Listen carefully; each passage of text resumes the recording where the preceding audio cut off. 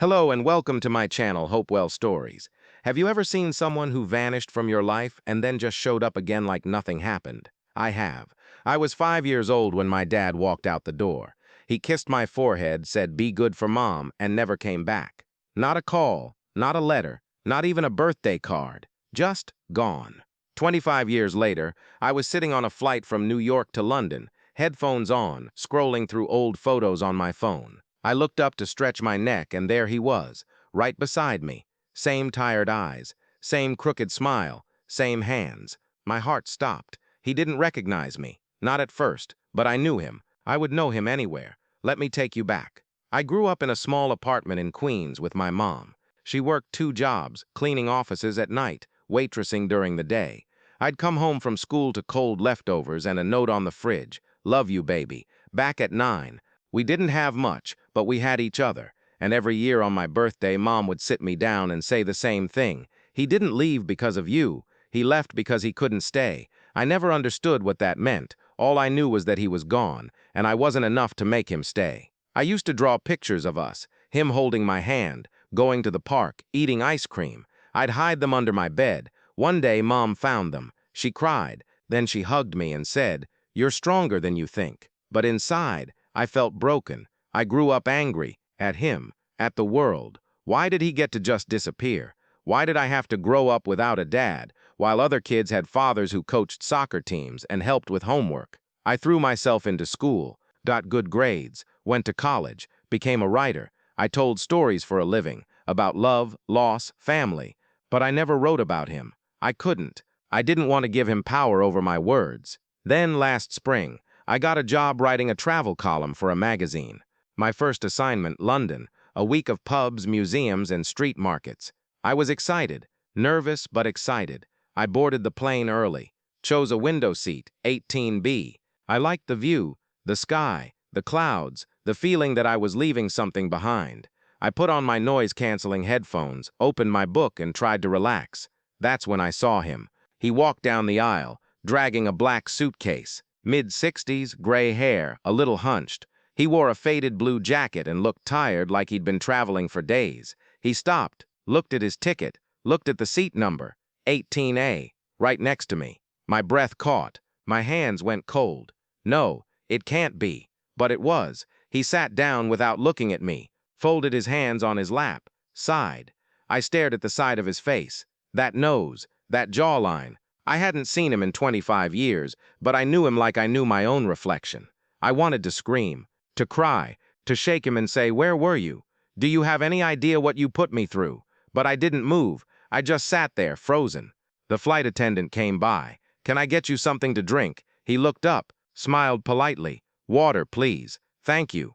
And then he turned to me. "Long flight, huh?" he said. I blinked. My mouth was dry. I nodded.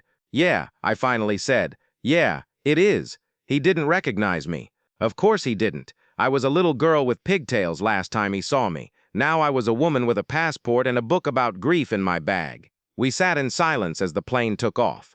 The city shrank below us. My heart pounded. I kept thinking, say something, ask him, confront him. But what if he didn't care? What if he just shrugged and said I was young? What if he ruined the only story I had left, the one where I was the hero who survived without him? So I stayed quiet. He pulled out a crossword puzzle. I watched his hands. They were older now, veins standing out, a scar on his thumb I didn't remember. I remembered his hands lifting me onto his shoulders when I was little. "Look how high you are," he'd say. "You're touching the sky." Now those hands were folded neatly on a newspaper, solving clues like none of it ever happened. Hours passed. I pretended to sleep. I drank 2 glasses of wine. I wrote 3 paragraphs in my notebook and deleted them all. Then, somewhere over the Atlantic, he spoke again. "I used to fly this route all the time," he said, not looking at me, "back when I worked in finance." I didn't respond. He turned a little. "You travel a lot?" I shrugged. "Some. You don't seem like you want to talk." "I don't," I said quietly. He nodded. Another silence. Then, out of nowhere, he said, "I lost someone once. My son." My blood turned to ice.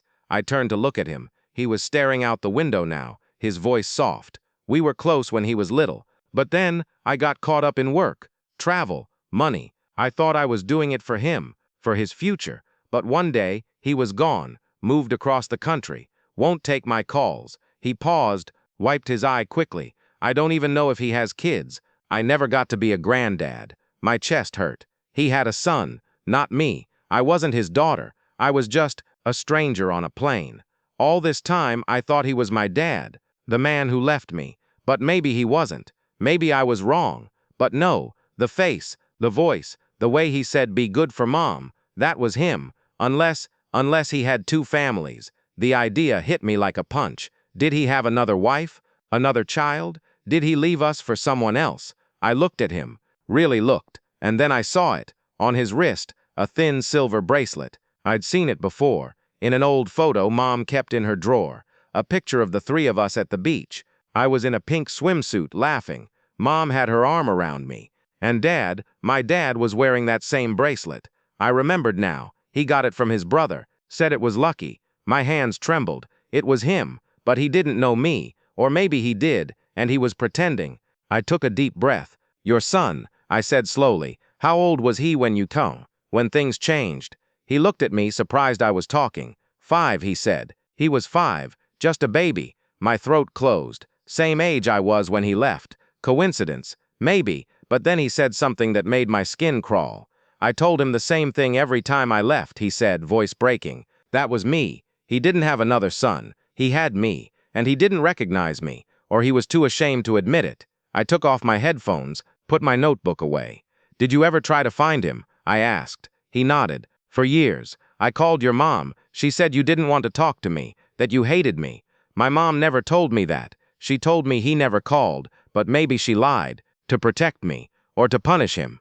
The truth was a mess. I'm not proud of what I did, he said. I was lost, depressed. I thought leaving would fix things, but it made everything worse. He looked at me, really looked for the first time. And then something changed in his eyes. He froze, his mouth opened slightly. You, he whispered, you have your mother's eyes. My heart stopped. He knew. It's you, isn't it? He said, voice shaking. You're my daughter. I didn't answer. I couldn't. You're all grown up, he said. You're beautiful. Tears fell down my face. All the pain, all the years, all the birthdays alone, the questions, the anger, it all came rushing up. And then quietly I said, you left me at 5. He covered his face with his hands. His shoulders shook. I know, he said. I know, and I've regretted it every single day. I didn't hug him. I didn't forgive him. But I listened. For the rest of the flight he talked about his depression, about feeling like a failure, about thinking we'd be better off without him, about trying to call, only to hang up before it rang, about writing letters he never sent. I didn't know how to come back, he said. I thought it was too late. It was, I said, 20 years ago. He nodded. I know. We didn't cry together. We didn't reconcile. But for the first time in my life I heard his side. Not excuses, just truth. Raw, painful, human. The payoff. The plane landed. We stood up, grabbed our bags. He turned to me. I don't expect anything, he said, but I'm glad I saw you, even if it was just once. I looked at him, and for the first time I didn't see the man who left. I saw a broken person, a man who made a terrible choice and lived with it every day. I didn't say I forgive you. I didn't say I love you, but I said take care of yourself. And I walked away. I didn't block him. I didn't report him. I just let him be.